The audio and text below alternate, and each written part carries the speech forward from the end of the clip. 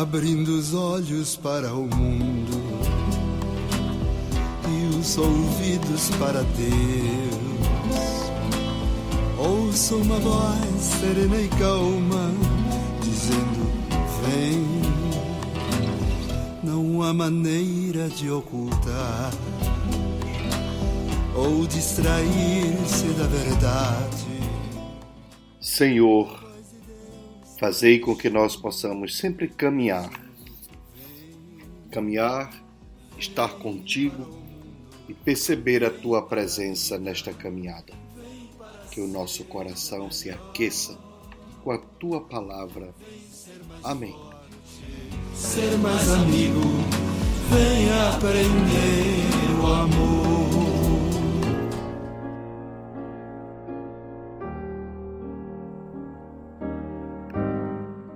O evangelho que iremos rezar hoje é o evangelho de Lucas, capítulo 24, de 13 a 35, que narra a história dos discípulos de Emaús. Quando Jesus encontra aqueles homens, aquelas pessoas, caminhando, voltando de Jerusalém em direção a Emaús. Jesus se aproxima, diante de tantas reclamações e lamúrias, e pergunta a eles o que aconteceu. E eles falam que crucificaram Jesus. E diz ainda: nós esperávamos que fosse ele quem libertaria Israel. Mas com tudo isso, já faz 3 dias que todas essas coisas aconteceram. É verdade que algumas mulheres do nosso grupo nos assustaram. Elas foram de madrugada ao túmulo e não encontraram o corpo dele. Então voltaram dizendo que tinham visto anjos e que estes afirmaram que ele está vivo. Alguns dos nossos foram ao túmulo e encontraram as coisas como as mulheres tinham dito. A ele, porém, ninguém viu.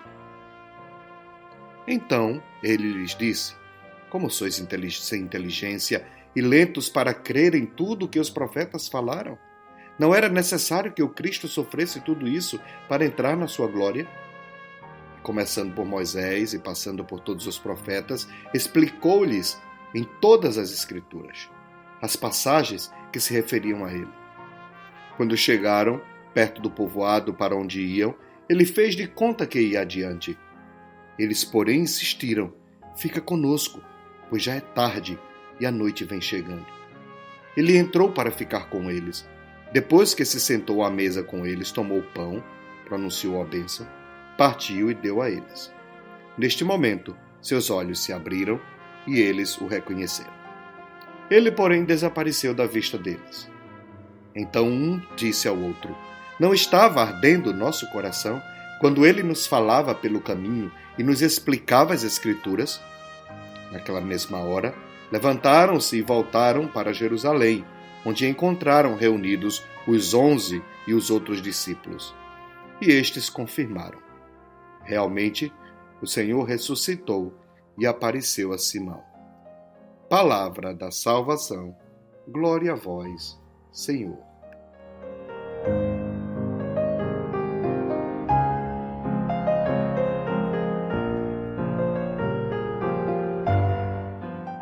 Jesus, após ressuscitar, retoma a sua vida. Caminhar, encontrar as pessoas desanimadas. Como eu disse ontem, Jesus caminha, sai a caminho, nada o prende, nem a morte. Nada o sustenta, longe daquilo que ele gosta de fazer, que é salvar, dar a vida, resgatar o ânimo, trazer esperança. E por isso Jesus se aproximou daqueles discípulos e revelou do seu modo que ele estava vivo e não morto, que a morte não havia vencido, mas que a vida era a grande vencedora. Deus era vencedor. Prestem atenção. Os olhos de ontem de Maria Madalena estavam envoltos de tristeza, de lágrimas, de morte. Ela olhava para o túmulo. O mesmo acontece com estes discípulos hoje. Estão revoltados, amargurados. Estão traumatizados com a morte e o fracasso. E por isso são incapazes de perceber o que as Escrituras mesmo nos diz. É Jesus quem, com sua bondade, vai e nos fala, abre os olhos. Jesus revela a sua bondade neste momento, em sua bondade, revela a força da palavra de Deus, revela que é necessário acolher com sabedoria tudo o que o Senhor nos coloca diante de nós. A vida não é fácil. A todo instante precisaremos repensar a morte, repensar a vida, os traumas, as dificuldades, mas não podemos endurecer o coração. O coração daqueles homens voltou a aquecer quando Jesus narrava a Escritura. É isso que Jesus gosta de falar. É isso que Jesus gosta de fazer. Resgatar a vida, aquecer os corações, narrando a palavra de Deus. Ele é o Verbo encarnado que se fez carne. Ele é o Verbo que se fez carne. Então o seu papel, a sua missão é justamente essa.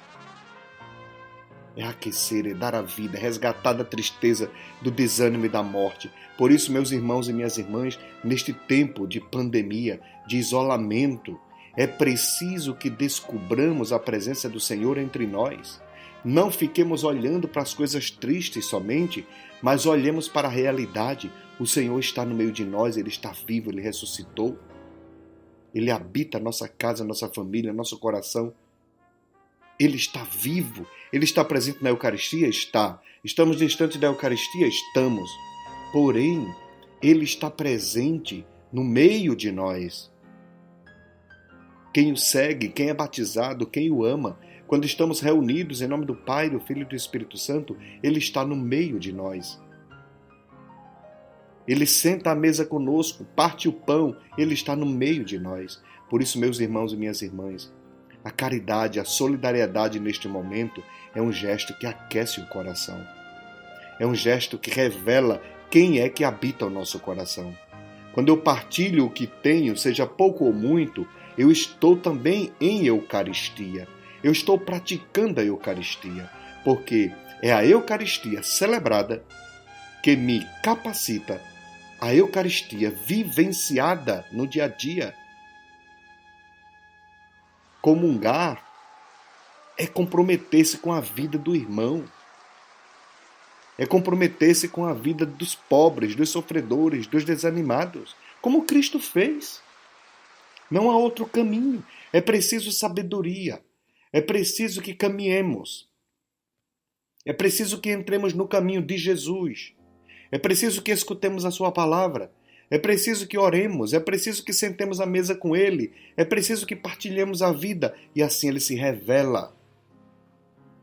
Assim Ele tira as trevas e a tristeza do nosso coração. O que Jesus não faz é nos alienar. É passar a mão em nossa cabeça. Não. A cruz e a morte são traumas fortes. Porém, Ele nos ensina, com a sua descrição, ressuscitando a cada passo, a cada momento, a cada encontro com seus antigos discípulos, Ele vai ressuscitando pouco a pouco. E vai ressuscitando também aqueles homens e aquelas mulheres. Senhor, ressuscita-nos hoje. Ressuscita a nossa esperança, a nossa confiança. Ressuscita a nossa capacidade de amar e de servir. Nós te agradecemos, Senhor. Dai-nos da tua sabedoria, para que os nossos olhos te enxerguem, para que nós possamos sair da morte e para a vida, caminharmos em direção à vida. Dai-nos a tua sabedoria neste tempo de pandemia e neste tempo de ressurreição. Amém. Abençoe-vos o Deus Todo-Poderoso, o Pai, o Filho e o Espírito Santo. Amém. Continuemos rezando, continuemos nos isolando, o número de mortes cresce, o número de infectados também, e o número de pessoas também irresponsáveis, infelizmente, tem crescido. Quando eu ajo como estão agindo por aí, eu estou correndo perigo de vida e estou também matando outras pessoas, contaminando outras pessoas. Meus irmãos e minhas irmãs, cuidemo-nos.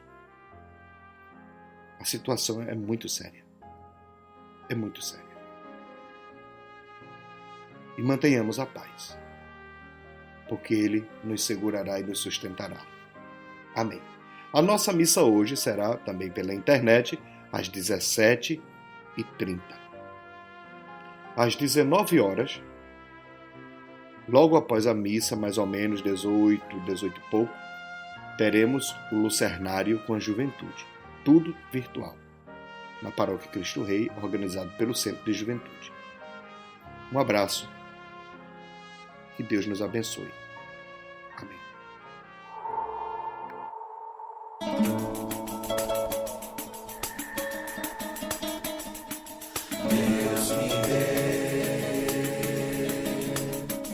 Salomão, quando era jovem, viu o povo, uma herança que seu pai Davi deixou.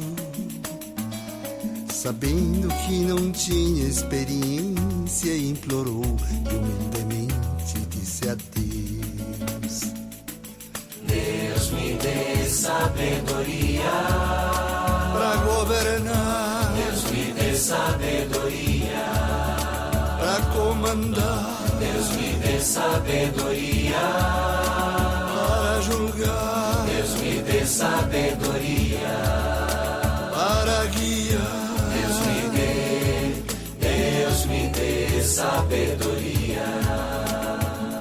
Nesse mundo tão disperso, tão difícil, é preciso encontrar o equilíbrio para que a vida continue a comungar força e beleza. Humildemente eu peço a Deus: Deus me dê sabedoria para criar. Deus me dê sabedoria para cuidar. Deus me dê sabedoria para melhorar. Deus me dê sabedoria para salvar. Deus me dê sabedoria. Da raiva, muita pena, muito medo, pouca estima, poucos sonhos e desejos. Equilíbrio é poder iluminar os sentimentos no farol da luz maior. Deus me dê sabedoria para enxergar. Deus me dê sabedoria para aceitar. Deus me dê sabedoria para brilhar. Deus me dê sabedoria irradiar. Deus me dê sabedoria. Tudo corre o tempo contra o tempo. Pouco a pouco vai minguando o sentimento.